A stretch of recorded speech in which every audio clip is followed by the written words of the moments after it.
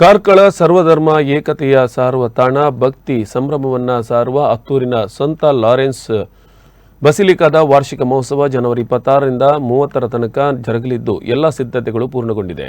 ಸಂತ ಲಾರೆನ್ಸರ ಪರಮ ಪ್ರಸಾದವನ್ನು ಭವ್ಯ ಮೆರವಣಿಗೆಯೊಂದಿಗೆ ಸಂತ ಬಸಿಲಿಕಾ ಚರ್ಚಿಗೆ ತರಲಾಯಿತು. ನಂತರ ಉಡುಪಿ ಜಿಲ್ಲಾ ಧರ್ಮ ಅಧ್ಯಕ್ಷರಾದ ಪರಮ ಪೂಜ್ಯ ಜೆರಾಲ್ಡ್ ಐಸಾಕ್ ಲೋಬೋ ಧರ್ಮ ಧ್ವಜಾರೋಹಣ ಮಾಡಿ ವಾರ್ಷಿಕ ಮಹೋತ್ಸವಕ್ಕೆ ಚಾಲನೆ ನೀಡಿದರು. ಈ ಸಂದರ್ಭದಲ್ಲಿ ಕಾರ್ಕಳ ಹತ್ತೂರು ಬಸಿಲಿಕಾದ ಧರ್ಮಗುರುಗಳಾದ ಅಲ್ಫಾನ್ಸ್ ಡಿಸೋಜಾ, ಆಧ್ಯಾತ್ಮಿಕ ಗುರುಗಳಾದ ರೋಮನ್ ಮಸ್ಕರೇನ ಸೇರಿದಂತೆ ಅನೇಕರು ಉಪಸ್ಥಿತರಿದ್ದರು. 2025 ಇದರ ಪ್ರಾರಂಭದ ಹಂತದಲ್ಲಿ ನಾವೆಲ್ಲ ಇದ್ದೇವೆ. ಈ ವರ್ಷದ ಧ್ಯೇಯ ವಾಕ್ಯ ಭರವಸೆಯು ನಮ್ಮನ್ನು ನಿರಾಶೆ ಮಾಡುವುದಿಲ್ಲ. ಸಾಧಾರಣ 300 ವರ್ಷದ ಇತಿಹಾಸ ನಮ್ಮ